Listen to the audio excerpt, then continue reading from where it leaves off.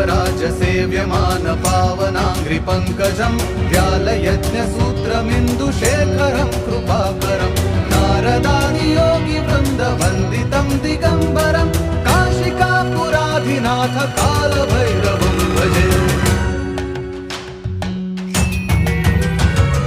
भानुकोटिभास्वरं भवाब्धितारकं परं नीलकण्ठमीप्सितार्थदायकं त्रिलोचनं कालकालमम्बुजाक्षमक्षशूलमक्षरं काशिकापुराधिनाथ कालभैरवं भजे। शूलटङ्कपाशदण्डपाणिमादिकारणं शामकायमादिदेवमक्षरं निरामयं भीमविक्रमं प्रभुविचित्रताण्डवप्रियं काशिकापुराधिनाथ कालभैरवं भजे।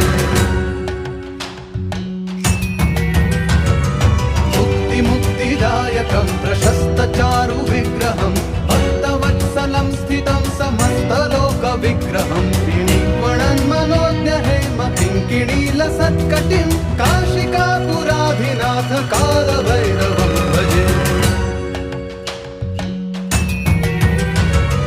धर्मसेतुपालकं त्वधर्ममार्गनाशकं कर्मपाशमोचकं सुशर्मदायकं विभुं स्वर्णवर्णशेषपाशशोभिताङ्गमण्डलं काशिकापुराधिनाथ कालभैरवं भजे।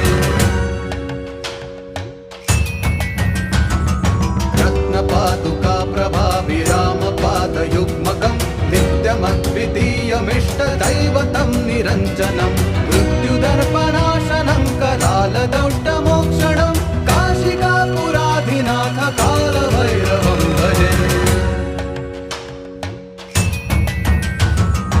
अट्टहासभिन्नपद्मजाण्डकोशसन्ततिं दृष्टिपातनष्टपापजालमुग्रशासनम् अष्टसिद्धिदायकं कपालमालिकन्धरं काशिकापुराधिनाथ कालभैरवं भजे। भूतसङ्घनायकं विशालकीर्तिदायकं काशीवासलोकपुण्यपापशोधकं विभुं नीतिमार्गकोविदं पुरातनं जगत्पतिं काशिकापुराधिनाथ कालभैरवं भजे। कालभैरवाष्टकं पठन्ति ये मनोहरं ज्ञानमुक्तिसाधनं विचित्रपुण्यवर्धनं शोक